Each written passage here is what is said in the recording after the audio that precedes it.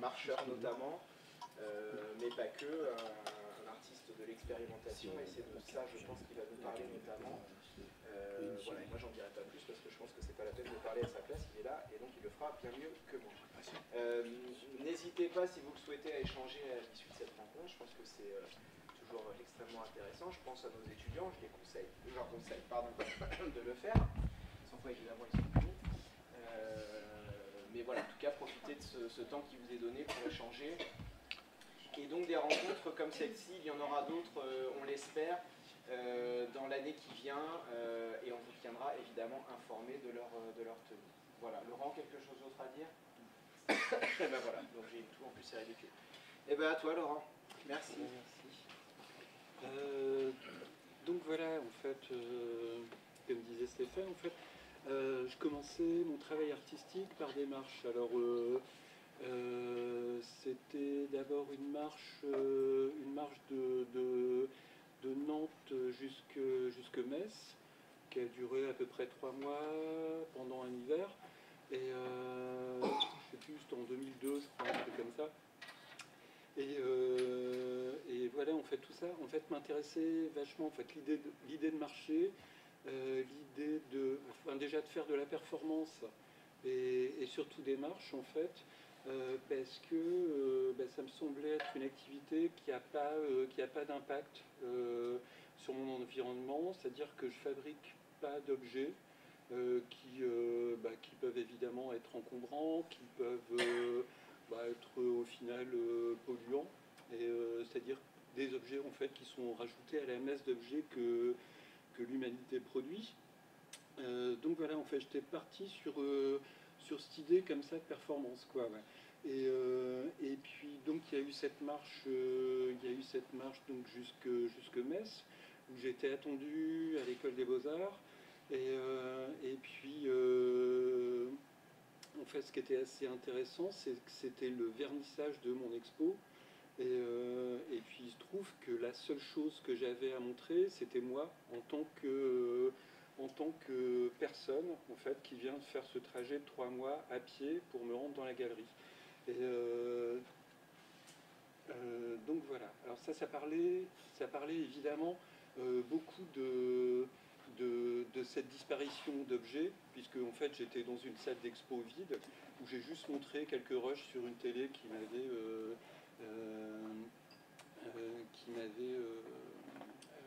installé. Et c'est là que je me suis dit, en fait, c'est possible, en fait, parce qu'en fait, c'est super bien passé, je parlais avec les gens, voilà, tout le monde était assez enthousiaste, et il m'avait même mis une banderole comme ça devant l'école, bienvenue. Et puis d'ailleurs, j'avais fait les derniers mètres avec quelqu'un qui se rendait au vernissage, et qui m'a dit bah oui, mais j'y vais aussi à l'école des Beaux-Arts parce que je ne savais pas où c'était. Et il y a un vernissage, d'une expo. Et puis je lui dis bah ouais, c'est mon expo. Et en fait, c'était vachement drôle parce qu'en fait, il me croyait pas. Parce que bon, au bout de 3 mois, enfin, j'étais avec un collègue, on était à deux. On ressemblait juste à des clodos, quoi. Et voilà, et puis en fait, quand il est arrivé avec nous, du coup, et puis avec cette banderole bienvenue, tout le monde est venu autour de nous et tout ça, enfin, c'était un moment assez troublant. Et puis là, je me dis, bah ouais, effectivement, quoi, c'est une façon de faire qui est plutôt intéressante. C'était la première fois que je la tentais. Et puis, comment dire, c'est là que je me suis dit, mais en fait, je peux dans mon travail, supprimer l'œuvre d'art. Voilà. Et depuis, je suis même devenu beaucoup plus radical, c'est-à-dire que je suis devenu contre l'existence d'une œuvre d'art, quoi. Voilà. Et donc après, je fais d'autres marches, hein, avec des enjeux chaque fois différents. Là, jusque Metz, en fait, l'idée, c'était de marcher en ligne droite, c'est-à-dire de partir sans carte, juste avec une boussole, avec un cap à suivre, et puis voilà, de tracer plus ou moins une ligne droite. Enfin, plus ou moins une ligne droite, parce que Chaque fois que je m'éloignais de mon cap, il fallait que je recalcule mon cap, etc. Parce que voilà, c'était pour viser Metz en fait. Voilà. Ensuite j'ai fait une autre marche qui consistait à aller, là cette fois-ci de Nantes jusqu'à Belleville, jusqu'au quartier Belleville. Et là donc c'était un peu le même principe en fait. J'étais attendu pour une expo, pour la Biennale de Belleville, et puis j'ai dit, je viens à pied, mais cette fois-ci, en fait, ce que je leur ai annoncé, c'est que j'allais réaliser les pièces pour l'expo pendant le trajet. Et voilà, parce que être contre l'œuvre d'art en tant qu'élément polluant, ça n'exclut pas qu'on puisse travailler avec des matériaux de dépollution. C'est-à-dire, au-delà d'un matériau de récupération, c'est un matériau de dépollution. C'est-à-dire qu'on ramasse des ordures et on crée une œuvre avec. Et donc voilà, c'est ce que j'ai fait en fait. C'est ce que j'ai fait sur le trajet. Alors cette fois-ci, je suis pas parti en ligne droite. J'étais assez pressé, donc j'ai longé des routes départementales, etc. Enfin bon, voilà, des grosses routes, quoi. Et sur le côté de ces routes, c'était bourré de déchets écrasés, quoi. Ouais. Alors de tous les empereurs de la consommation possible et inimaginable. Et puis donc, j'avais un petit marqueur en fait, j'avais un petit marqueur avec moi. Je commençais un petit peu à noter des trucs en fait sur des déchets, à faire des petits dessins et ces trucs-là. Et là il y en a un. Voilà. Alors c'est une boîte d'Orangina, je précise, il faut faire des placements de produits dans ces cas-là. Et voilà, donc ça c'est vers la fin en fait, ces bois de Rambouillet. Et puis en fait tous ces déchets que je ramassais, voilà, sur lesquels je faisais des petits trucs, je les ai fourrés dans mon sac au fur et à mesure. Et j'ai pas regardé en fait ce que faisait cette somme en fait, parce que de toute façon ça n'aurait rien changé. Et puis je voulais aussi me réserver la surprise. Et la surprise a été la suivante, c'est que quand j'ai déballé tous mes merdiers en fait à Belleville, je me suis rendu compte que j'avais tenu un journal de bord. Et avec tous ces objets écrasés, en fait, me faisait une espèce de petit livret que depuis en fait j'ai relié avec une relieuse. Alors c'était un petit peu compliqué, mais donc voilà, il y avait celui-là, donc ça c'est la page vers Rambouillet. Voilà, donc ça c'est une des dernières pages en fait sur un ticket de métro que j'avais, je pense, trouvé vers Sèvres. Mon premier ticket de métro en fait qui marquait mon arrivée. Okay. Et ça aussi, donc c'est un couvercle, un emballage de boisson McDonald's. Et en le retournant en fait j'avais remarqué que ça faisait un W. Et puis voilà, je l'ai complété avec ce petit mot Walden. Enfin, pour ceux qui ne connaissent pas en fait Walden, c'est un ouvrage qui a été écrit par un philosophe au début du XXe ou à la fin du XIXe, qui s'appelle Walden, qui s'appelle Taureau, et où il a vécu dans une cabane au bord du lac de Walden.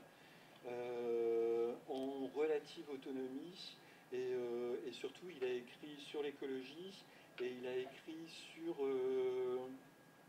sur l'économie et en fait il fait partie des gens qui ont établi que l'économie était corrélée avec l'écologie et ça c'est hyper important.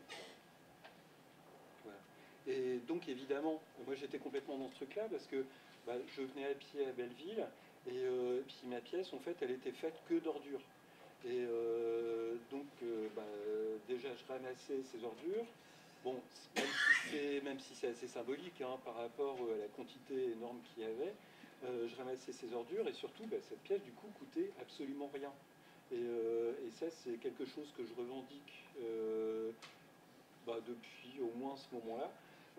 C'est-à-dire que je n'engage jamais un centime sur la production d'une œuvre. C'est-à-dire que ça m'oblige à entrer en collaboration avec le milieu dans lequel je suis. C'est-à-dire que si le milieu peut me proposer tel ou tel matériau, moi je vais utiliser ces matériaux. Mais en tout cas, je vais jamais déjà faire de plan, parce que quand on fait un plan, on doit venir avec ces matériaux. Même des fois de projet, ça aussi j'ai un petit peu du mal à aller dans des endroits en disant j'ai pas de projet mais je trouverai quelque chose quand je serai sur place. Mais en tout cas, même en venant sans projet, ça m'est déjà arrivé que ça marche. Là on observe un petit peu ce qui se passe autour et on peut parfaitement trouver un matériau en fait qui soit suffisamment récurrent, ou alors une possibilité je dis d'association, mais d'utilisation de matériaux, qui tout d'un coup soit évident, et puis du coup en fait la pièce découle avant tout de ce matériau. Et ce qui fait que ça crée zéro dépense, et surtout un travail parfaitement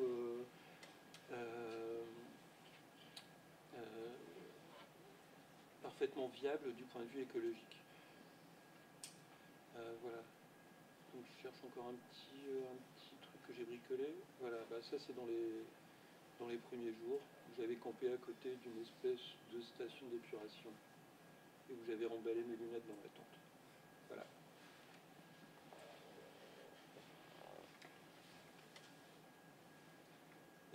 Donc voilà, en fait, le fait d'avoir commencé à travailler en marchant, ça m'a ouvert 2 voies. Alors ça m'a ouvert 7 voies en fait.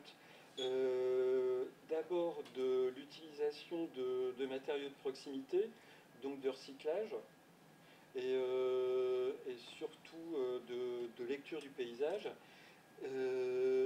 et ensuite d'utilisation de matériaux au-delà de ça, donc de matériaux de dépollution, mais ça m'a aussi ouvert la voie de l'architecture. Alors là, c'est plus tordu, mais en fait, si je vous explique, ça se tient complètement, quoi.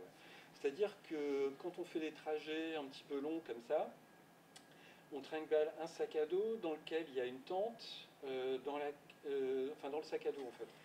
Il y a une tente, il y a des équipements dont on ne peut pas se passer, a priori. Voilà, un mug, une gourde, des machins et tout ça, quoi, ouais.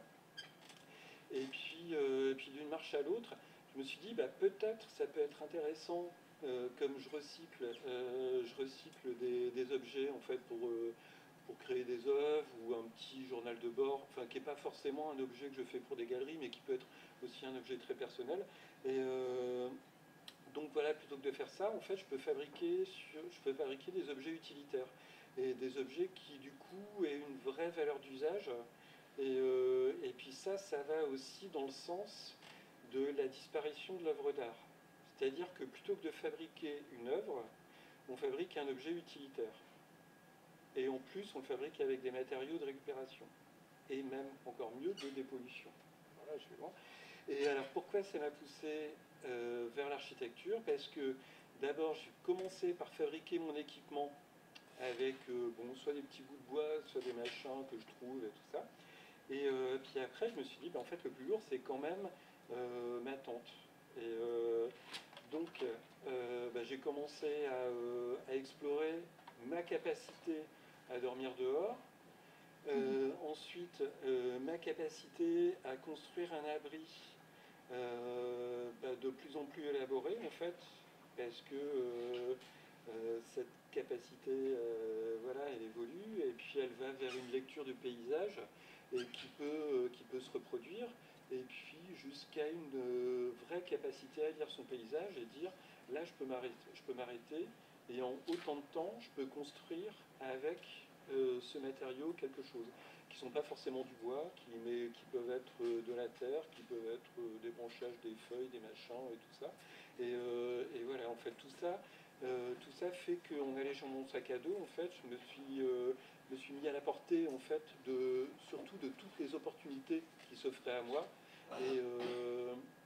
Et puis bon, voilà, ça a affûté un petit peu, comment dire, mon observation, en fait, des environs.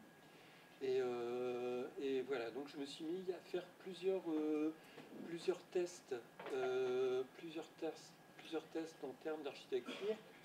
Et donc c'est pas ça, mais ça c'est bien aussi. Il faut que je cherche un peu.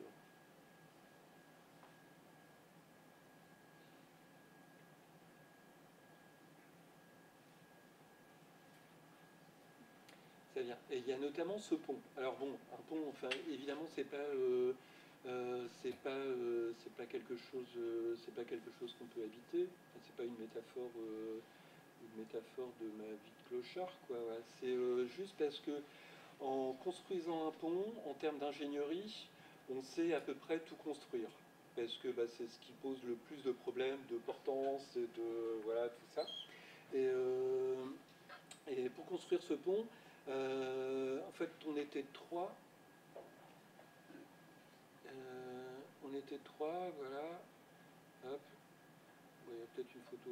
Bon, voilà, en fait, on était trois. Et puis, on est arrivé. Donc là, c'était au domaine de Chamarande. Donc, le domaine de Chamarande, c'est un centre d'art qui se trouve dans l'Essonne. Et puis, qui m'avait invité pour une expo. Et puis, évidemment, l'expo, en fait, c'est pas mon terrain de jeu favori. Je leur ai dit, bon, tu sais, les expos, c'est un peu une punition pour moi. Et puis en revanche, vous avez un domaine, vous avez une forêt. Est-ce que ce serait pas intéressant que je vienne faire une performance, un essai en fait dans cette forêt? Et puis là, ils étaient enchantés en fait. Et voilà. Et je leur ai dit que j'allais reconstruire un pont sur un petit caniveau. En fait, il n'y avait pas vraiment besoin de construire un pont, mais c'était surtout pour l'idée de construire ce pont. Et donc on allait venir à trois construire ce pont avec les mains dans les poches, c'est-à-dire sans utiliser d'outillage. Voilà, tout ça pour tester un geste extrêmement primitif, enfin non, plutôt un geste extrêmement premier d'implantation, qui était de ramasser un caillou, de casser ce caillou pour lui donner un tranchant, et ensuite avec ce tranchant de pouvoir couper une branche, d'emmancher son caillou, et ensuite de pouvoir couper un arbre et fabriquer un pont. Voilà. Et en fait, c'est possible. Sans outils. Et voilà. Alors, donc j'avais déjà un petit peu cette idée en tête, et donc j'avais révisé le processus, et le seul truc sur lequel on a triché, ça se voit sur les outils qu'on a fabriqués. Voilà, c'est ça. En fait, c'est sur la ficelle. Parce que voilà, la hache du paléolithique académique, si je peux me permettre, elle est ligaturée avec des tendons de cervidés. Il était, bon, même s'il y avait des petits chevreuils dans la forêt et tout ça, il était absolument hors de question qu'on les tue, quoi, pour récupérer les tendons. Et de toute façon, en fait, il n'y a pas une seule œuvre d'art qui justifie qu'on tue un animal, ni même qu'on utilise de matière animale.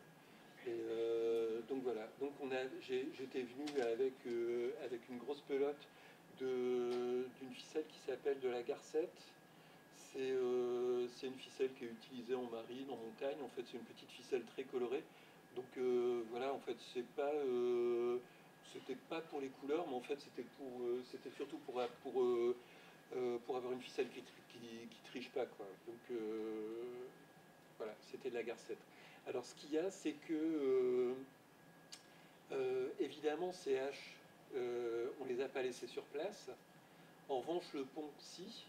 Et le pont, il est fabriqué absolument sans aucun sans aucun matériau rapporté. C'est-à-dire que tous les matériaux constituant ce pont, comme on n'était que 3 à pied, tout ça, ça vient d'à peu près 50 mètres. Donc, en le fabriquant, on s'est rendu compte que ce qui nous coûtait le plus cher, c'était les coupes, parce que couper avec des haches en pierre, ça nous a appris à relativiser vraiment. C'est-à-dire que ça se démanche, les haches cassent, et puis même si on est à 3 à taper sur un arbre, alors choisi, je le précise, on a utilisé que des arbres qui penchaient, et des arbres qui étaient en bouquet. C'est-à-dire qu'en coupant un des arbres, un des troncs du bouquet, on favorisait les deux autres, sans tuer l'individu, sans abîmer, etc. Et donc voilà, c'était nos troncs.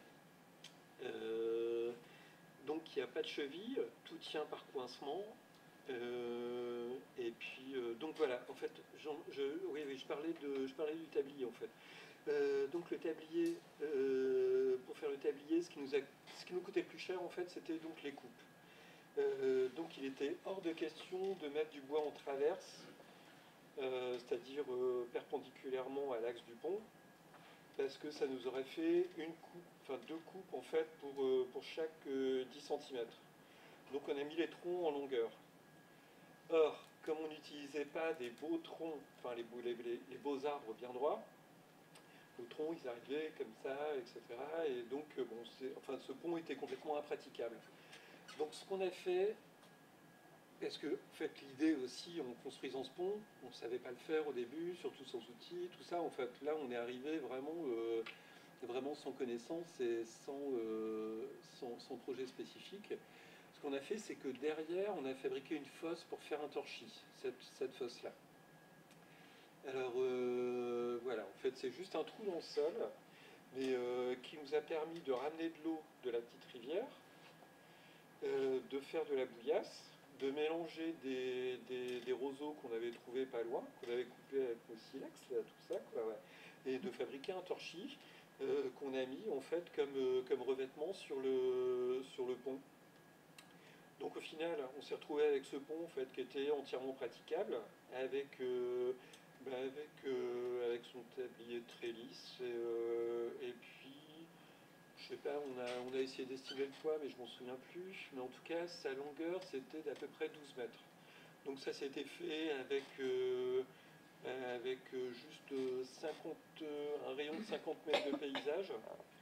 Et forestier, marécageux et tout ça. Et puis surtout, beaucoup d'enthousiasme, en fait.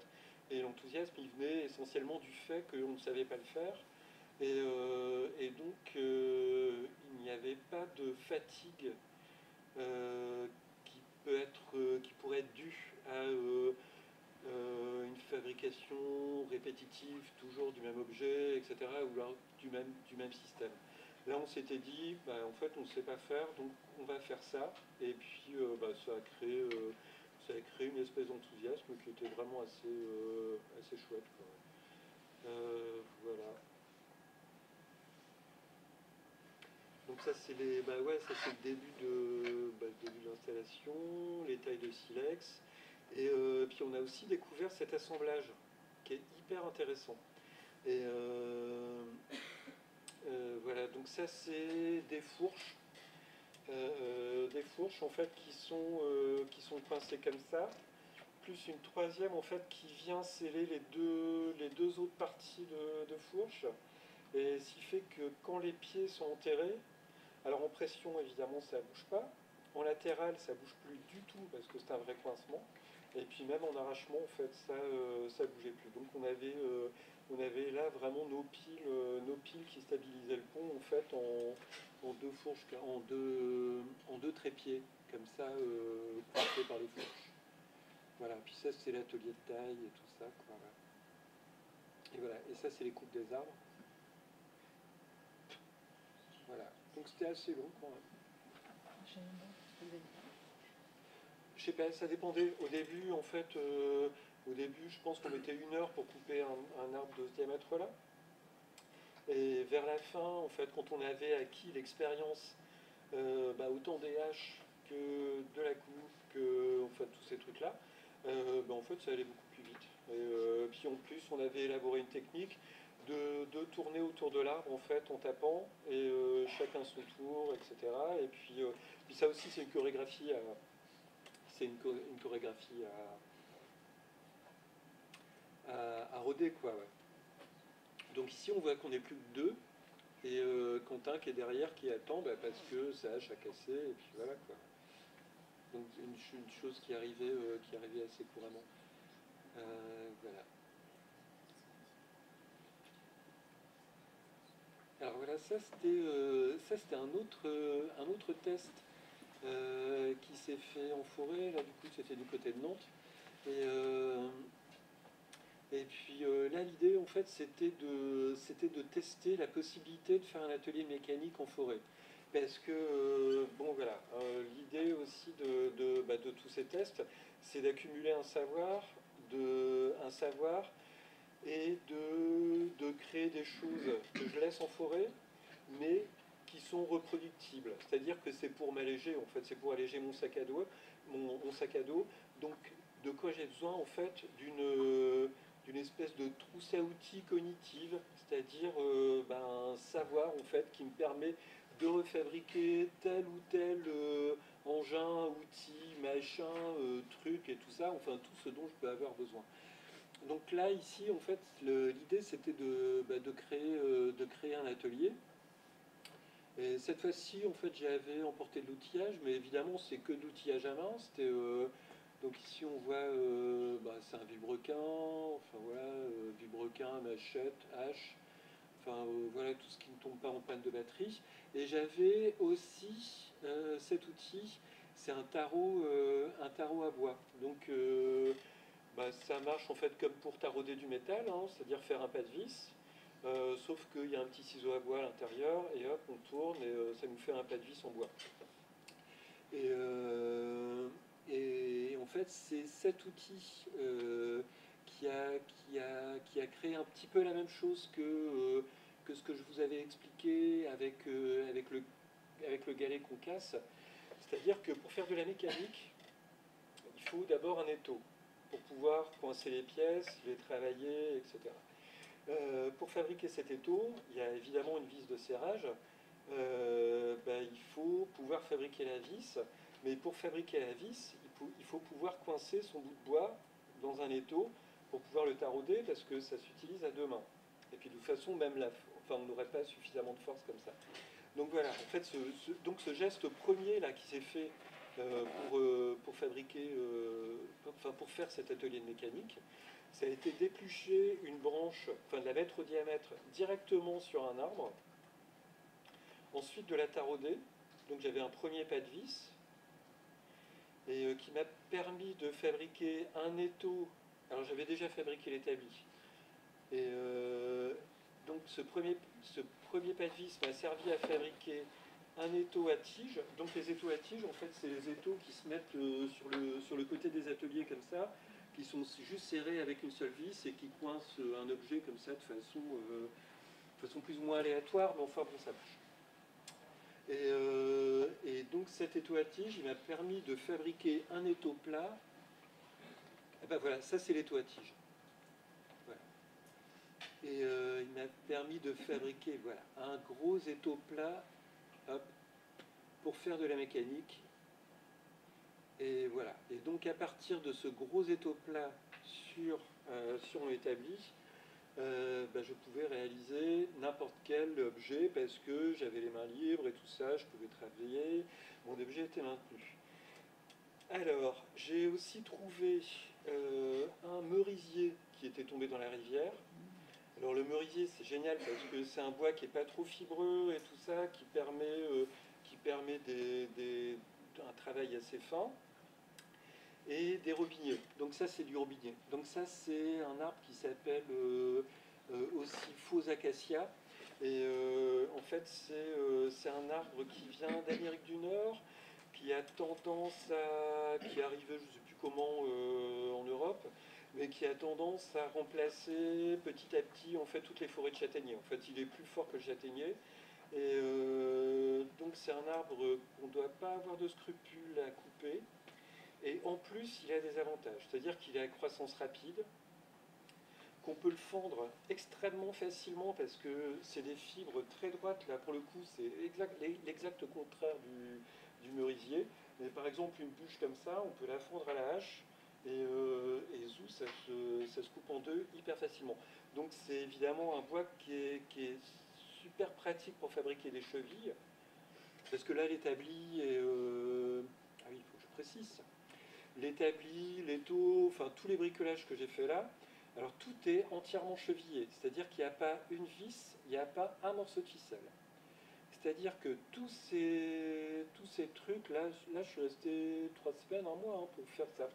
Et tous ces trucs que j'ai construits en 3 semaines, un mois, je peux les abandonner dans la nature et ça n'aura absolument aucun impact sur le milieu dans lequel j'ai travaillé. C'est-à-dire même pas à l'échelle d'une vis, quoi. Ouais. Et voilà. Alors qu'est-ce que je disais ? Voilà, donc voilà, tout est chevillé, tout ça, patati patata. Et puis voilà, comme l'idée c'était de faire la mécanique et je ne savais pas exactement quoi faire, au final je fabriquais une espèce de grosse arbalète comme ça, quoi. Ouais.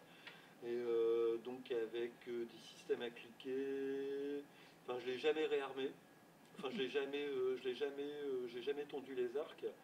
Mais bon, c'est un système à cliquer en fait avec un chariot qui est tiré avec des manivelles et tout ça. Bon, alors en théorie ça marche, mais comme j'ai jamais bandé les arcs, en fait j'en sais rien, mais c'est pas très grave.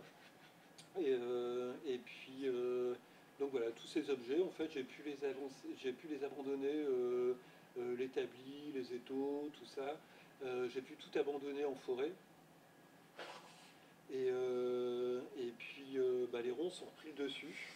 Alors j'ai peut-être une photo plus tardive. Voilà, donc ça c'est l'atelier en fait. L'atelier quasiment dans l'état où je l'ai abandonné, enfin, sauf les outils. Voilà, ça c'était mon petit casier à munitions. Enfin donc c'était censé tirer des petits bouts de bois comme ça. Voilà, ça c'est le plan de l'atelier.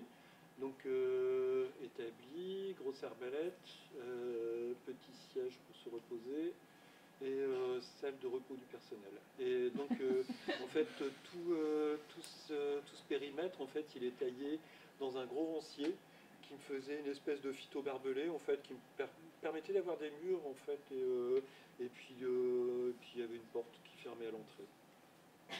Donc voilà, ça c'est le début d'une industrie en fait, et voilà. Et puis voilà, en fait ça c'est un état un peu plus tardif en fait, où la nature elle reprend le dessus, etc. Et puis j'ai pas impacté mon milieu, et puis voilà. Et puis en plus je me suis pas, je le redis encore une fois, je me suis pas encombré avec une œuvre et que j'aurais pu stocker chez moi ou à la galerie ou n'importe où. C'est-à-dire que cet objet parle du fait qu'il est abandonné dans la nature et qu'il peut être abandonné dans la nature, et en plus il ne m'encombre pas.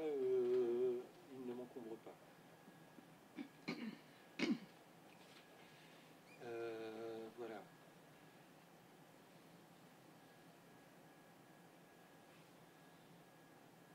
Alors là je cherche un autre travail en fait.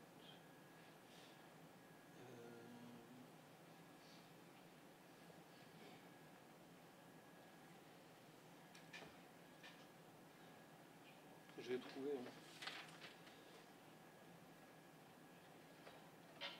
Voilà. Alors des fois on m'invite pour des expos aussi. Et donc là ici c'était. Ah ouais, entre parenthèses. Ça c'est un petit multiple que j'ai fait à la suite du trajet dont je vous ai parlé en premier. Donc c'est Valden évidemment. Et donc ça consiste en un pochoir en papier. Et donc le pochoir de ça. Et puis que je distribue, voilà comme ça. Et puis donc donc, il suffit à la personne qui a ce pochoir-là de ramasser un déchet McDonald's dans la campagne de préférence ou en ville, et il peut se faire cette pièce multiple en fait chez lui. En plus, avec ce pochoir, en allant manger chez des amis ou des trucs comme ça, sur la route, il peut très bien aussi ramasser un déchet McDonald's et puis lui offrir une pièce à moi et puis l'installer chez lui et tout ça, quoi, ouais. Donc c'est une pièce qui a une espèce d'arborescence comme ça, et puis voilà, donc c'était juste une aparté. Voilà, alors donc ça c'est dans une expo. Voilà, donc ça c'était un lieu qui était tout près de chez moi, une galerie associative qui s'appelle Short, et qui me disent ouais, on aimerait bien t'inviter, on a vraiment pas beaucoup d'argent et tout ça, quoi, tu vois, et puis je leur dis non mais attendez, vous me faites plaisir. Et puis en discutant, enfin bon, je les connaissais déjà, et je savais que c'était des gens assez actifs et sympathiques. Et je leur ai dit, ben, en fait, je vais vous faire une expo qui va rien vous coûter, quoi. Et c'est-à-dire que le seul truc que ça va nous coûter, c'est un montage un petit peu plus long que d'habitude, parce que on va glaner tous les matériaux de récupération, etc. Et on va faire une expo à 100% avec des matériaux de récupération. Alors, il se trouve que un an avant, j'avais été complètement choqué. Alors, je ne sais pas si vous vous souvenez des événements qu'il y a eu à Florange, dans le bassin, dans le bassin lorrain, où bah, les derniers hauts fourneaux quasiment en fait ont fermé. Et puis voilà, donc bon, bah, comme j'ai grandi à Valenciennes, bon, voilà, j'ai été élevé avec usine Ordenin, tout ça, et donc Florence, ça m'avait quand même tiré une petite larme en fait d'entendre des ouvriers en fait, voilà, qui se retrouvent dehors, etc., qui se font évidemment malmenés, insultés et comment dire méprisés, tout simplement, quoi, ouais. Et surtout que je viens aussi d'une famille de mineurs sidérurgistes et tout ça, hein, comme ça doit être le cas aussi de beaucoup de gens parmi vous, enfin, je sais pas, c'est la région, hein. Et donc voilà, donc je leur ai dit on va faire une expo qui s'appelle Florange. Ah oui, non, en fait je voulais pas parler de ça. Voilà, donc j'avais suivi ces événements de Florange. Et puis à un moment, je vois tous les ouvriers, etc., qui font brûler un tas de pneus devant l'usine. Je me suis dit, mais non, mais au secours, quoi. Tu vois, en faisant brûler des pneus, ça me met dans une situation où je ne sais pas dans quel camp je suis, parce que je ne peux pas soutenir le fait qu'on brûle un tas de pneus, quoi. C'est juste une infamie. Donc j'avais commencé à réfléchir dans ma tête, comme ça, tout doucement, à la possibilité de fabriquer un pneu qu'on puisse brûler et qui n'ait pas d'émanation de fumée noire et dégueulasse, quoi. Alors tout ça, c'était évidemment pas pour le proposer au piquet de grève et tout ça, quoi, tu as mis surtout pour en faire un commerce, quoi, ouais. C'était juste pour le faire pour moi et faire une vidéo, faire quelque chose, en fait, je sais pas. Après, c'était un projet qui était censé évoluer. Et puis, donc voilà, je m'étais mis comme enjeu d'arriver à fabriquer un pneu dans une matière qui n'émette pas de fumée. Donc j'ai fait des essais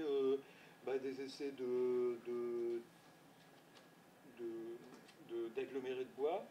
Alors évidemment, l'aggloméré, c'est enfin l'aggloméré classique comme ça, enfin voilà, c'est aussi un matériau que je ne pouvais pas utiliser parce que c'est à peu près à 50% de la colle.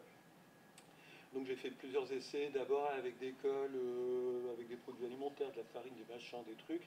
Et puis après, j'ai fait des essais en pressage. Et puis en continuant mes essais en pressage, là c'était une bonne piste parce que le bois contient de la cellulose et du bois humide quand il est pressé, en fait faire sortir la cellulose et créer une colle.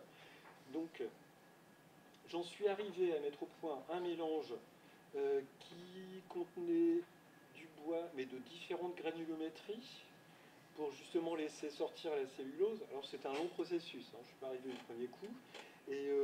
Et au final, des échantillons de bois comme ça, juste par pressage, sans colle, en fait, qui avait une vraie rigidité, qui tapait, en fait, qui était sonore, en fait, comme du vrai bois. Et puis là, je me suis dit, bon, bah, en fait, je peux fabriquer mon pneu. Donc j'ai fait un moule, et puis à ce moment-là, en fait, il me propose cette expo-là, donc à Chorp, pas loin de chez moi. Et là, je leur ai proposé aussi un truc assez tordu en tant qu'expo, c'est-à-dire qu'une expo, qu'est-ce qu'on fait de façon académique et entre parenthèses ennuyeuse, c'est que on fait un montage d'expo, un vernissage, et puis après on a une expo qu'on va démonter un mois après. Donc, voilà. Et là, ce que je leur ai proposé, c'est de ne pas faire une expo, mais c'est de faire une usine dans laquelle on fabriquerait des pneus en bois. C'est-à-dire qu'au lieu de faire un montage d'expo, on a fabriqué une usine, alors qui était 100% en matériaux de récupération, c'est-à-dire qu'on a glané dans la rue, qu'on a mendié à des entreprises, dont on a fouillé les bennes, etc. Enfin, voilà. Et il y a aussi du platane, mais ça j'en reparlerai plus tard. Et puis on a construit, voilà, il faudrait que je trouve une photo.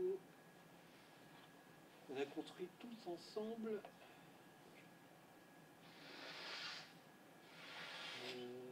Voilà, on a construit tous ensemble cette usine.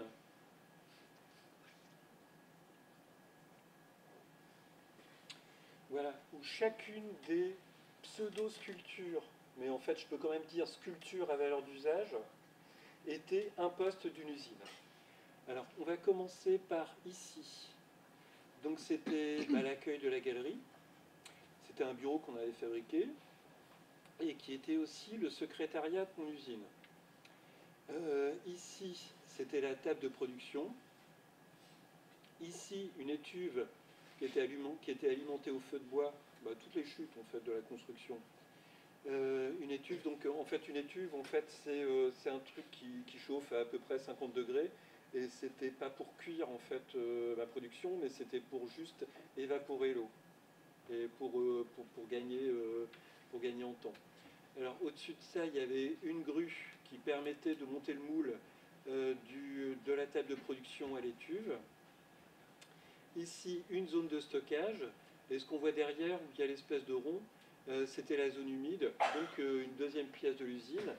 Et ici, une machine à faire des spaghettis. Alors c'est un truc assez compliqué, mais je peux quand même vous expliquer. Il y a donc une grosse pièce de platane qui est creusée, dans laquelle il y a une boîte de conserve avec des trous dedans, et un pressoir et un piston. C'est-à-dire qu'on appuie sur le piston.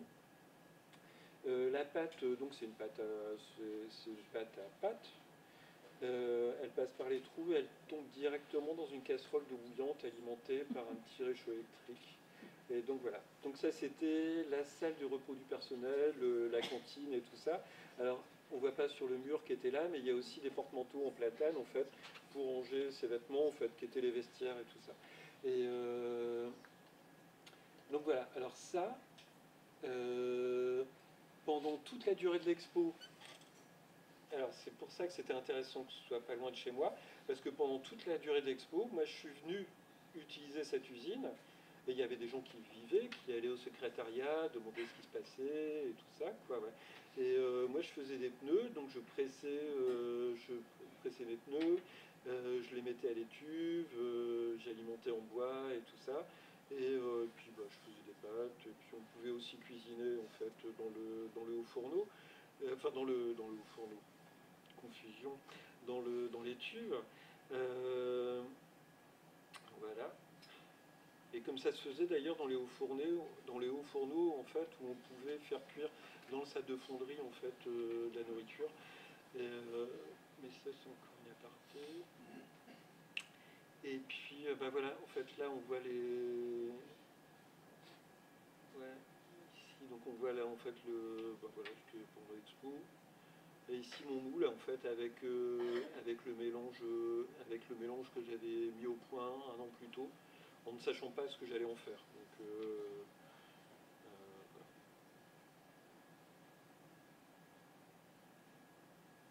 voilà. Et puis à la fin de l'expo, en fait, j'ai brûlé tout mon stock dans la rue. Et voilà. Puis au final, enfin, c'était assez marrant. C'était même un moment assez touchant parce que il s'est même passé un truc que j'avais pas prévu. C'est qu'il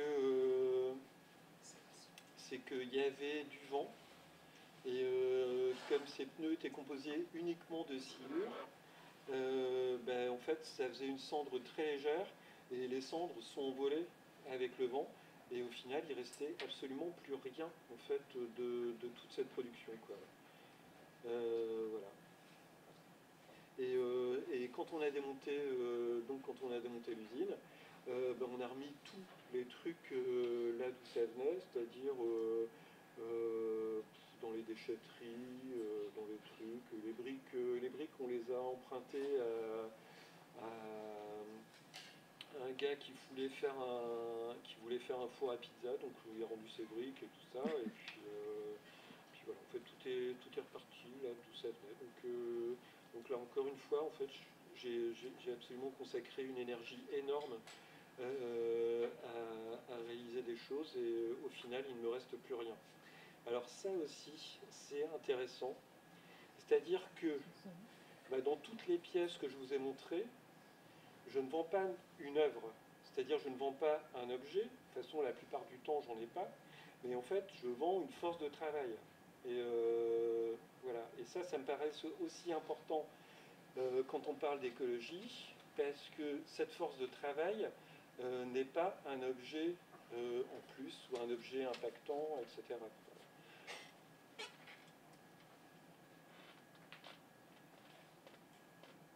Voilà, alors le platane, voilà, ça c'est la machine, c'est la machine à pâte sous un angle plus compréhensible. Voilà, ouais, le platane. Donc moi je bosse régulièrement avec les élagueurs avec les élagueurs de Nantes, tout simplement parce que je leur ai demandé si je pouvais ramasser du platane et tout ça, quoi, quand ils font les lagages, les lagages bisannuels et tout ça, et parce que c'est une ressource hyper intéressante quand je veux travailler en ville. Parce que c'est un bois qui parle surtout du fait qu'il est coupé en ville, quoi, parce que les platanes ne se trouvent pas à la campagne ni en forêt. C'est vraiment un bois qui parle de son urbanité. Et donc quand je réalise des choses en ville, en fait, en bois, c'est 100% avec du platane. Ou alors des fois avec des palettes, quand c'est plus facile et tout ça, quoi, ouais. Donc ça, par exemple, c'est les porte-manteaux qui sont en platane. Et puis là, peut-être je peux arriver à vous montrer, si je retrouve... Voilà, une installation qui est faite en platane. Donc c'est un réseau électrique. Donc toutes les parties du réseau électrique, en fait, toutes les parties qui sont en plastique sont remplacées par du platane. C'est-à-dire que moi, j'ai juste les fils de cuivre et les ampoules. Et quelques pièces métalliques, en fait, qui sont dans les douilles d'ampoules. Et tout ça, en fait, j'ai remplacé par des aimants en platane. Donc ça, en base, qui fait le boîtier électrique, c'est les marottes, hein, qu'on voit sur les platanes, là, les platanes marottes comme ça, là, qui font des grosses boules au bout des branches, là. Donc les interrupteurs aussi, ça c'est avec des branches médianes. Et puis tout le câblage, en fait, c'est des tubes, des branches, donc des branches tertiaires de platane de ce diamètre-là, celles qui sont élaguées tous les ans sur les marottes, que j'ai percées, assemblées, patata, et qui me font tout mon câblage. Voilà. Voilà, donc ça c'était une expo à ma galerie chez Fabienne Leclerc. Donc je lui ai dit, en fait, je fais expo chez toi. et je remplace toute ton électricité. Donc en fait, son électricité, c'était ça, c'était des tubes néons, et avec des gaines en plastique en plus qu'on va couvrir sur le truc. Et donc j'ai refait toute son électricité en fait à cette occasion-là. Voilà. Et ici, en fait, juste pour les gens qui connaissent un petit peu le design français des années 40-50, c'est une lampe potence qui avait été dessinée par Jean Prouvé, je crois dans les années 30, mais je me souviens plus. Voilà, donc que j'ai refait entièrement en bois, qui est une lampe métallique, hein. Donc j'ai retravaillé tous les assemblages pour qu'elle puisse être en bois, et puis en fait en conservant sa forme et sa fonctionnalité. Voilà. Alors des gros plans du réseau électrique, j'en trouve pas. Si, voilà. Voilà, ici en fait c'est les interrupteurs qui sont fonctionnels, hein. Et parce que j'ai gardé les parties ressorts et tout ça, des interrupteurs en plastique, et donc ils font vraiment clic clac cloc, et puis voilà quoi. Et j'ai même pas gardé les vis, en fait les boîtiers sont chevillés. Voilà, donc c'est ça, on fait des petites pièces en fait avec une partie en tenon et puis une partie creuse en fait pour les câbles. Voilà, voilà. Alors, je peux vous parler encore d'un petit truc, parce que ça va faire tard là, non? Surtout si je veux passer un fil de 12 minutes. Je sais pas, je demande. Il est 8h moins 20. Alors, qu'est-ce que je fais? Vite fait, je parle d'un truc et je vous passe un petit film de 12 minutes. Voilà, donc ça c'est au cours d'un voyage. Ouais, parce que alors alors j'ai passé tout ça sur mon passé polaire et tout ça, parce que bon, je fais un petit peu le tour de l'Arctique, patati patata, et puis surtout en fait j'ai passé 3 mois dans une mission dans les îles Kerguelen, et où là j'ai fait une découverte assez intéressante et vraiment essentielle pour moi, c'est-à-dire comment utiliser les matières animales et qu'est-ce qu'on fait avec des matières animales, quoi. Voilà, donc ici c'est les Kerguelen, et puis notamment voilà, donc j'avais un projet, j'avais eu un projet, voilà, pendant mon séjour là-bas.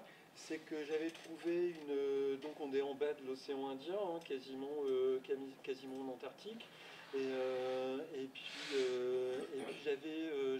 j'avais trouvé sur la plage une côte de baleine. Donc c'est un engin qui fait à peu près de rang à moi, quoi, ouais. Et voilà, qui pèse ses 50, 60, 80 kilos, enfin voilà, un truc un peu lourd, que j'ai traîné comme un ours jusqu'à la base, et puis voilà. Donc je m'étais dit, putain, mais super, j'ai une côte de baleine, quoi, je pouvais refaire un truc de fou avec ça.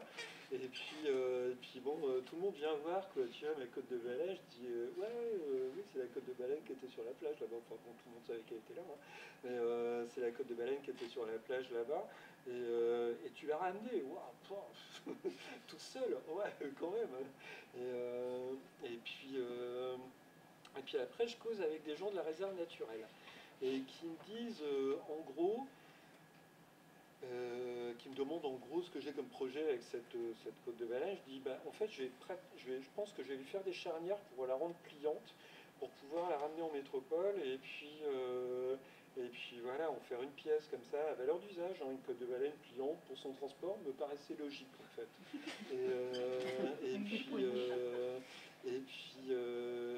Puis voilà, donc on discute avec eux, et puis ils me disent, tu sais que la baleine elle est protégée par le CITES. Alors je sais, alors le CITES c'est ce qui protège en fait tous les animaux, tous les mammifères marins, voilà. Tous les animaux marins, enfin bon voilà, en fait c'est un traité international en fait qui protège les animaux marins et les matières animales en fait qui en découlent. Je dis, bah oui, mais enfin, bon, en même temps, quoi, tu vois, j'ai pas tué cette baleine, j'ai trouvé cet os sur la plage, etc., quoi, tu vois. Ouais. Et il me dit, oui, c'est vrai, en plus, bon, comme tu es artiste sur la base, tu peux avoir ton arrêté préfectoral assez facilement pour le ramener en métropole en tant qu'échantillon, tout ça, ça pose absolument pas de problème, sauf un petit problème de conscience. C'est-à-dire que, en tant qu'artiste, tu vas revenir en métropole avec de la matière animale qui est protégée par le CITES, et surtout, en tant qu'artiste, tu vas faire la promotion de ce matériau. Et ça, c'est la question que je m'étais jamais posée. En fait, quelle est mon influence sur le public avec les matériaux que j'utilise? Et j'avais commencé à me dire, je veux toujours être absolument fier des matériaux que j'utilise, en utilisant du bois, comme je l'ai dit, hein, du bois qui penche, ou des matériaux de dépollution, ou des matériaux de récupération. Et moi, ça me semblait rentrer dans cette catégorie-là, cet os de baleine que j'avais ramassé sur la plage. Et en plus, bon voilà, ça envoie un truc un peu fun, c'est un os de baleine, voilà, Kerguelen et tout ça, quoi. Et je dis, bah ouais, c'est vrai. Et donc, je me suis dit, alors je vais même pas faire de film, parce que j'avais pas fait de film sur le moment où j'ai ramené cet os de baleine à la base. Et quand ils m'ont dit ça, je me suis dit non, effectivement, je ne peux rien faire avec cet os de baleine et je vais aller le remettre sur la plage. Donc je vais les remettre tout seul sur la plage, comme ça.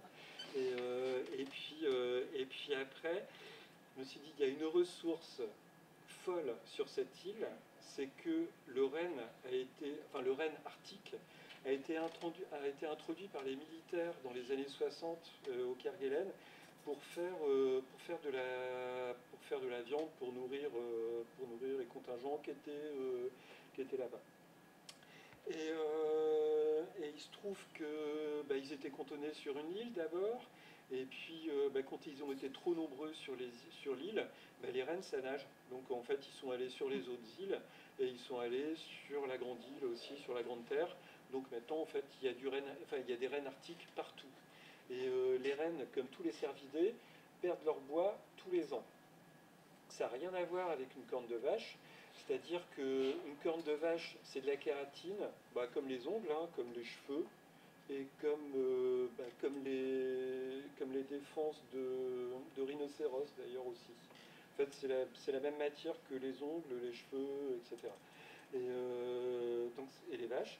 Mais le renne, c'est une matière osseuse, qui est juste pas organisée de la même façon. C'est-à-dire que c'est une matière osseuse plutôt... donc c'est des petites fibres, mais plutôt que, comme sur un fémur, plutôt que d'être alignées les unes côte à côte, etc., enfin pour faire un os, mine de rien, assez souple, en fait, sont disposés n'importe comment, en fait, dans le bois de renne. Ce qui fait que ça en fait une matière extrêmement malléable, enfin extrêmement sculptable, parce que la fibre n'est pas dans le même sens, donc c'est pas cassant, et on peut le travailler dans tous les sens. Voilà. Et puis c'est hyper résistant, et surtout les rennes les perdent tous les ans. C'est-à-dire que c'est une matière animale qu'on peut travailler, alors que potentiellement l'animal qui l'a produite est encore vivant. Et ça fait toute la différence. Donc j'ai ramené ma côte de baleine sur la plage, et puis en fait j'ai fait cette pièce que je voulais faire en bois de renne, c'est-à-dire que je lui ai mis une charnière, et puis j'ai fait des bois de renne pliants, voilà. Restons simples. Voilà. Voilà, puis j'ai fait d'autres objets en bois de renne, hein, lance-pierre, petite maquette de fusée qui était plantée dans le sol. Parce que ça aussi c'était un travail de dépollution. J'ai récupéré une fusée soviétique aussi au Kerguelen, et qui était une fusée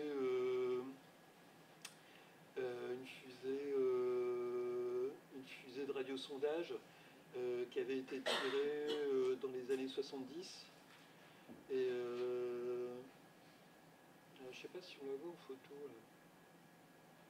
Qui avait été tirée dans les années 70, et que dont le premier étage en fait était se planter dans le sol en fait quand quand il n'y avait pas beaucoup de vent sur l'île.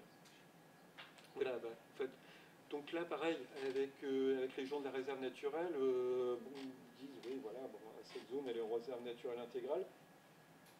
On a quand même des objets anthropiques et tout ça, notamment ces fusées. Et je dis, bah, peut-être je pourrais en enlever une, en fait, et puis la garder plutôt qu'à la côte de Valenne. Ah bah ouais, alors là, si tu fais ça, vas-y, hésite pas. Et surtout que, alors cet objet, en fait, pour eux, dans la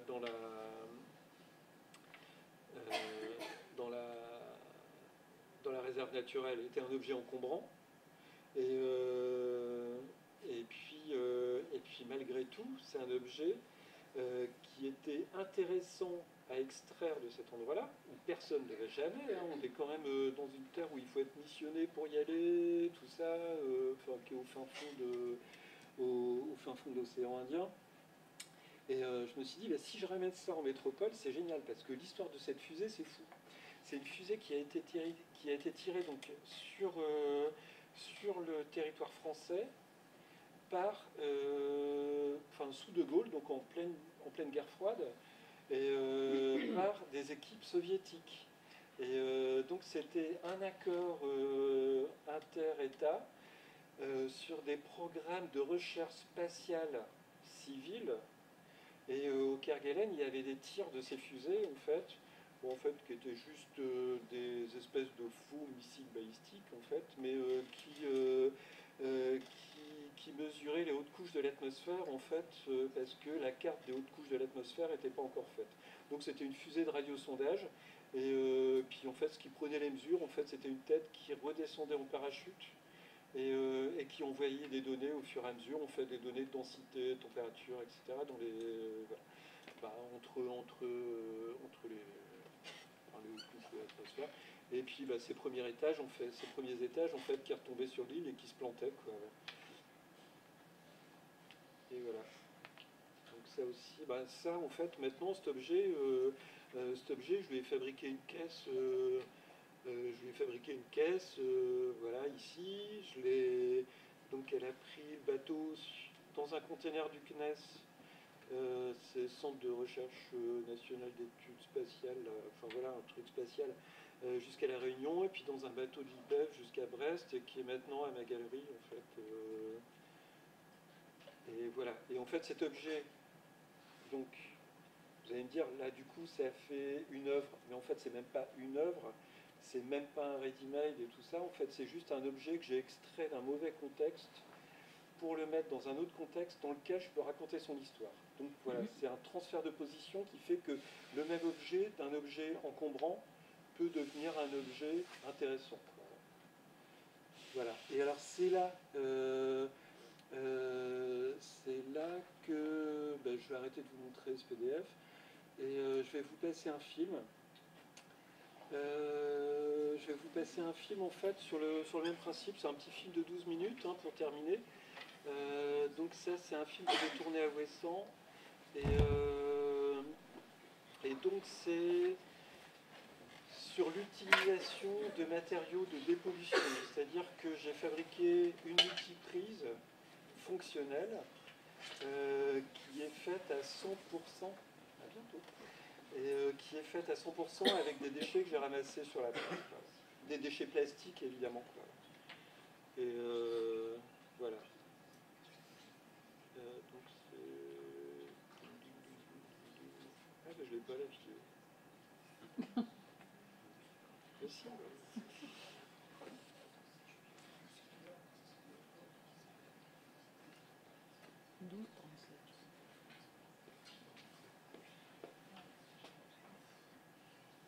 Ouais, 12h37. Ouais, puis ça me fait une petite pause parce que je sens que j'ai rien qui... Mais après, on peut discuter et tout ça, enfin surtout...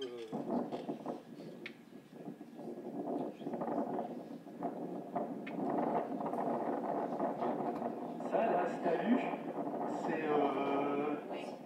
c'était le fond d'un terrain d'entraînement au tir. C'était pour récupérer toutes les balles derrière les cibles. Et ça date du début du 20e à peu près. Et c'est complètement labouré par des lapins. Et du coup, il faut ressortir plein de balles.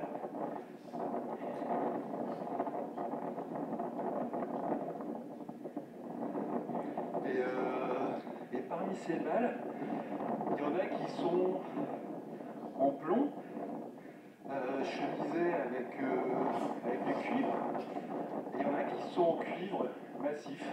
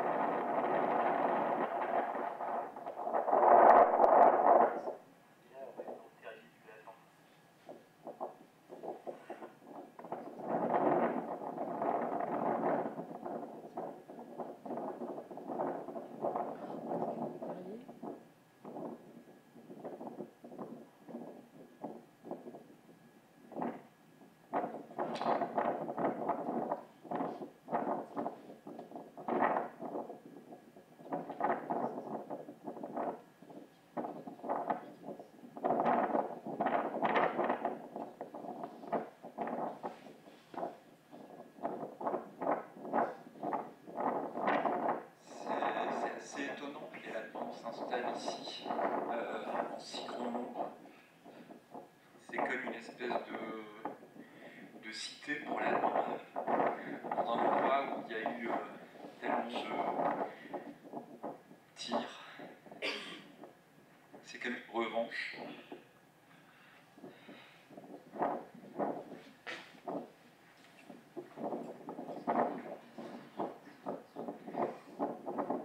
Et en fait, ils ont fait de ce talus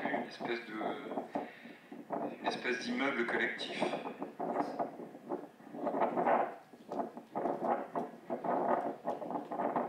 Très très densément peuplé.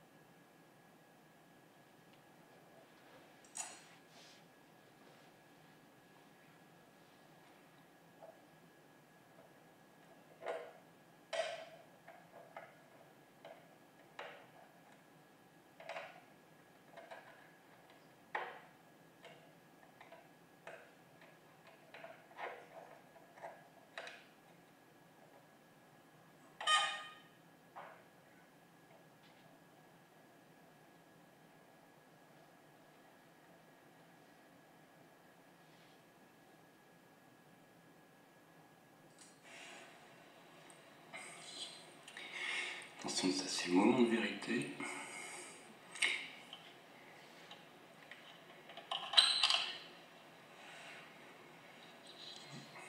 Peut-être pas.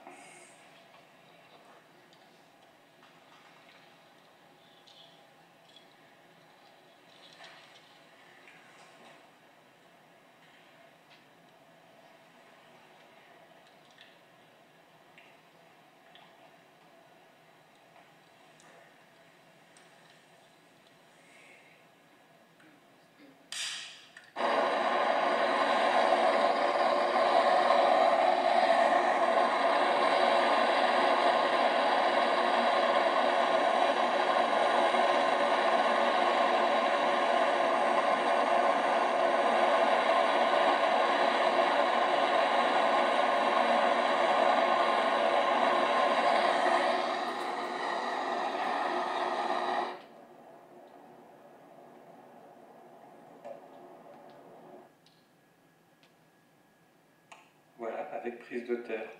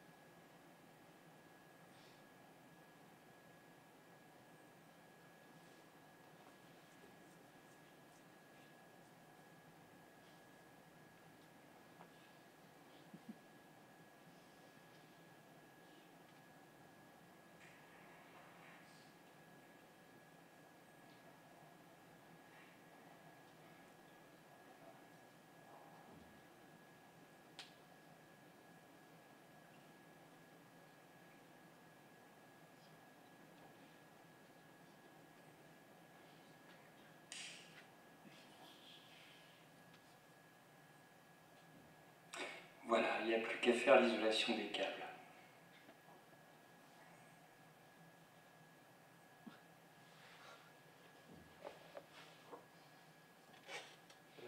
Et en fait, l'isolation des câbles, en fait, j'ai pu la faire avec des capsules de Coca-Cola pour le fil de phase, des capsules Evian, Vitel, tout ça, enfin tout ce qui est bleu en fait pour le fil de neutre. Et puis boisson au citron, cactus, tout ça machin pour le fil de terre en fait, vert et jaune. Et voilà. Et puis en fait cette pièce, en fait je présente cette vidéo avec le player et le player, le projecteur et puis une paire d'enceintes qui sont branchées directement sur la multiprise. Je peux vous montrer vite fait, ou alors vous en avez marre peut-être. que tu as bien accusé. Est-ce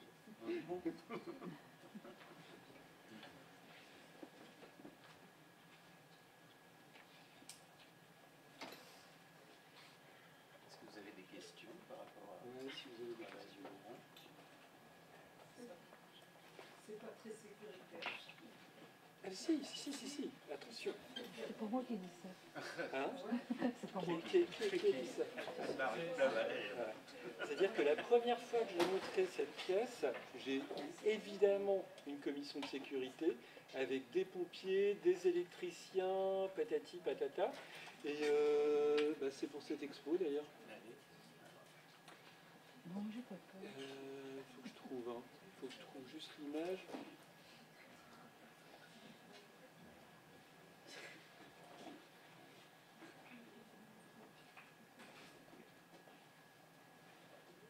Voilà.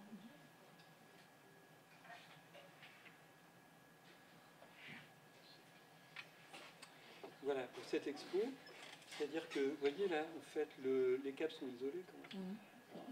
Ça ressemble plus à quelque chose. Et j'ai évidemment eu une commission,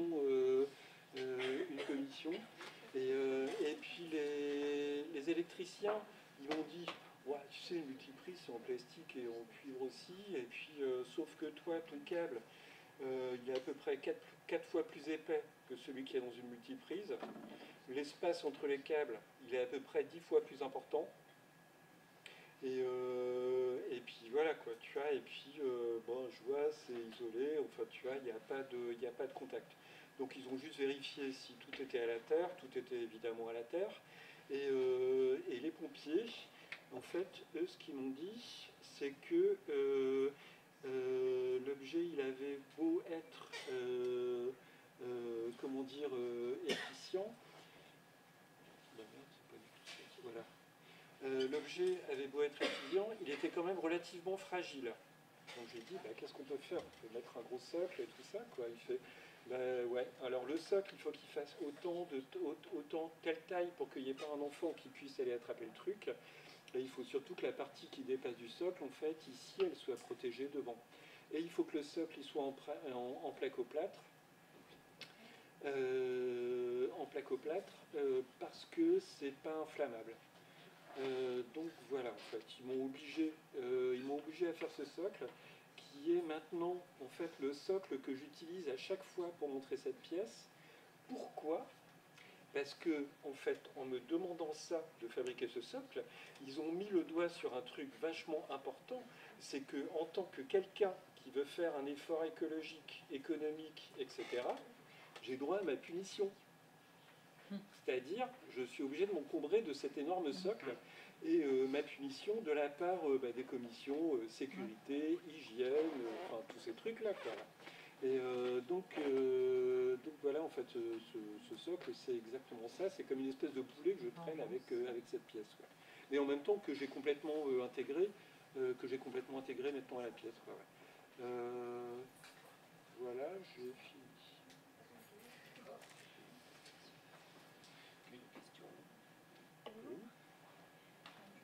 Déjà, merci pour cette présentation. Je voudrais revenir sur un truc que tu as dit par rapport au fait que tu voulais vraiment construire l'œuvre d'art dont tu travailles. Ouais. Et je trouve ça intéressant la façon dont tu amènes les objets que tu fabriques à dialoguer avec le quotidien.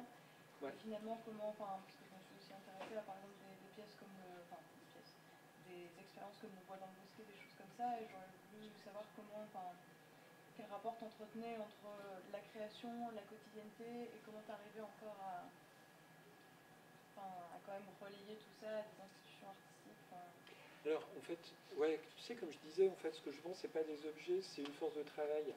Ouais. Et en fait, quand je travaille ou performe, comme tu veux, en fait, en forêt ou dans un milieu ou n'importe où, en fait, je suis, complètement immersif. C'est-à-dire que je me considère même plus comme artiste, mais comme, par exemple, électricien ou plombier ou briquetier ou n'importe quoi, tu vois. Et voilà. Puis en général, comme c'est des nouvelles expériences pour moi, en fait, j'ai envie de comprendre comment ça marche, et puis enfin voilà, en fait, c'est toute une espèce de, euh,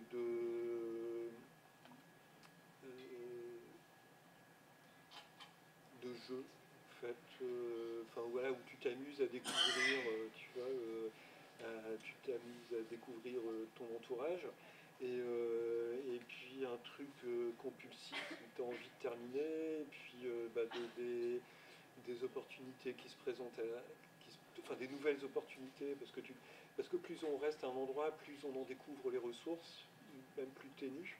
Et voilà, et tout ça crée un mélange assez enthousiasmant en fait. Et voilà. Et donc, bah, ma part de travail d'artiste, en fait, c'est de décider dans quelle situation, espace naturel, dans quel contexte dans quel contexte qui m'est inconnu, en fait, je vais essayer de faire quelque chose. Voilà.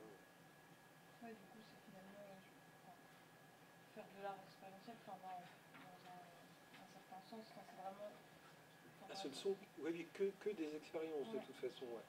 Parce que quand tu passes vraiment 3 semaines, il n'y a pas un instant particulier qui a le statut poétique. C'est vraiment l'ensemble de cette expérience-là qui crée Ouais, quelque chose. puis en plus, la poésie, en fait, je la recherche pas. Et donc elle y est. Enfin, je veux dire, c'est. Enfin, je sais pas, on m'a déjà dit qu'elle y était. On m'a déjà dit que c'était. Enfin, donc c'est pas volontaire. En fait, c'est pas ça que je recherche. Je suis content qu'elle y soit. Tu vois, mais c'est pas du tout ça que je recherche. Je suis content qu'elle y soit sans que je la recherche en plus. On m'a souvent dit aussi que c'était vachement drôle. Mais je me dis, bah oui, c'est évident, quoi, tu vois, parce que c'est des expériences, et pendant des expériences, quoi, tu vois, tu vas, bah, tu vas au carnage, où tu peux te tromper, etc. Donc tu commets des erreurs, tu es maladroit, et voilà, quoi. Et donc c'est pour ça que c'est drôle, mais c'est pas non plus une volonté, hein. Moi, même si je sais pas, une expérience qui rate, c'est quand même un résultat positif, parce que tu sais que ça marche pas. Euh, Mon objectif, c'est de faire un truc qui réussit. Enfin, au final, en tout cas, c'est l'objectif final que je me donne, et puis des fois, ça réussit pas. Je sais pas si c'était clair par rapport à ta question. Si, carrément. Mais enfin, désolé, je me dis un peu. Juste une dernière chose, du coup, finalement, comment tu fais une séparation entre ta vie courante et les instants comme ça, plus expérientiels, où tu vas vraiment. Parce que j'ai l'impression vraiment que tu as réussi à imbriquer vraiment. Ouais, chaque fois c'est une petite douleur quand même. En fait, tu vois, c'est bon. Là en même temps, tu sais, je suis pas mal voyagé. Hein, tu vois, je l'avais juste évoqué, quoi. Tu vois, mais je fais entièrement le tour de l'Arctique, en fait, de toutes les régions arctiques. Je suis allé une fois jusqu'au pôle. Enfin, tu vois, les Kerguelen. Enfin voilà. Et puis j'ai déjà fait aussi des expériences assez longues en forêt, des expériences de vie assez longues en forêt. Et puis en fait, bah, tout ça, ça m'a appris un truc simple, c'est que toi, en tant qu'être humain, tu as besoin de t'adapter parce que tu prends des habitudes tout le temps. Et puis, bah, quand je quitte mon appart pour aller dans un endroit vraiment pourri où je suis sous la pluie et dans la boue, bah, évidemment, il y a 3 jours que je passe à me demander mais pourquoi je fais ça, quoi. Et puis, au bout de ces 3 jours, en fait, bah, il y a une mutation qui se produit. Et puis, tu t'habitues, ton corps s'habitue, tes réflexes, tu as les bons réflexes. Et puis surtout, tu commences à trouver du plaisir. C'est-à-dire, même si c'est des trucs très ténus et tout ça, tu finis par trouver du plaisir à ça. Et en fait, c'est aussi dur d'arriver dans cette situation qu'après de la requitter. C'est-à-dire que quand tu es dans un endroit de nature, je sais pas, pendant 3 semaines, tu as bricolé des trucs avec enthousiasme, voilà, tout ça. Après, tu dois retourner dans un train, un métro, tout ça, quoi, tu as avec du bruit, plein de gens, et puis un canapé, puis un confort qui te sied plus, et tout ça, enfin, c'est aussi compliqué, en fait, ça reprend 3 jours, quoi. Puis après, je peux me remettre sur mon canapé avec ma télé, tranquille, tout ça, mais ces 3 jours vont pas... Enfin, c'est 3 jours aller, 3 jours retour, en fait, ouais. Des décalages. Ouais, enfin, c'est comme si c'était un trajet à faire, en fait. Un trajet mental, en fait, entre un état et un autre, et puis voilà. Quelle est la prochaine expérience, la prochaine destination? Je On sais va parler pas, de projet. là, en ce moment, je suis en train de travailler sur 2 projets à très long terme. Et donc, c'est 2 projets d'habitation. Donc, il y en a une à Notre-Dame-des-Landes où on construit avec du bois vivant. C'est-à-dire que plutôt que de couper les arbres, on les replante et on fabrique nos murs à partir de ces arbres vivants. Et l'autre, c'est du côté d'Agen, à la maison forte de Montbaleine, où là, j'ai dit que je fabriquais une maison en briques avec les 50 mètres carrés qu'il y a autour de moi. Donc, je commençais à fabriquer un premier four qui va me servir à cuire des briques, qui vont me servir à fabriquer le deuxième four, qui vont me servir à fabriquer non pas une maison, mais en fait une usine à briques, en fait une briqueterie, et qui a pour nom, qui a pour appellation plutôt industrie à visée non apocalyptique. C'est-à-dire qu'une fois que ce bâtiment sera construit avec ces 2 fours, il n'y a pas d'extension possible. Voilà. Tu parlais d'économie et d'écologie. Il y a des personnes qui parlent d'économie et qui ont écrit là-dessus. Oui, bien sûr. Ouais, mais enfin, j'en parlais à cause de Taureau, parce que c'est un des premiers qui a corrélé les deux. Ouais. Mais j'ai plus ces dates de Walden en tête, là. Il y a personne. Je crois que c'est début 20e, mais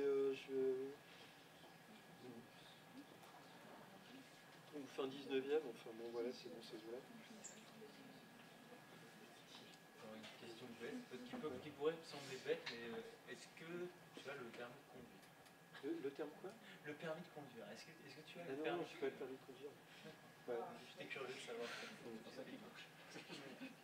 Et non, c'est pas personnel. Enfin bon, en même temps, j'ai toujours habité en ville et tout ça, j'ai vraiment besoin d'avoir le permis de conduire. Et puis, comme je suis plutôt immersif dans les pièces, on me fout là, et puis après, je reste, je conviens de ou alors je fais la route à pied, enfin voilà, il n'y a pas de règle. Mais du coup, c'est aussi ça qui implique peut-être je sais pas, le rapport à l'environnement. Tu vois, par exemple, quand tu vas dans les bois où tu dis on a ramené tous les troncs pour construire le pont à pied, quoi, du coup aussi, ça veut dire. Et comme la côte de Baleine, par exemple. En fait, non, je crois que c'est pas ça, parce que, en fait, surtout, j'ai commencé par des grandes marches. Là, tu me dis, ouais, j'aurais pu y aller en voiture si j'avais le permis de conduire, mais même sans permis de conduire, je pouvais y aller en train à Metz, quoi, tu vois. Et voilà, et puis ça aurait pas duré 3 mois, mais juste une demi-journée. Enfin, je crois que c'est pas une question de véhicule, en fait, c'est surtout une question de partager, en fait, un moment d'action ou de travail, quoi. Ouais. Plus qu'un objet. Enfin, l'objet en tant que... Enfin, l'objet regarde. Ouais. Et l'installation électrique qui a été refaite dans la galerie, c'est resté? Ah non. Non. Ah non, parce que c'était une des pièces de mon expo aussi. Et puis après, il y avait des expos d'autres artistes, quoi. Donc, et c'est où cette galerie? C'est à Paris, elle est à Romainville, là, maintenant. Ouais. Pardon? Voilà. En tout cas, merci.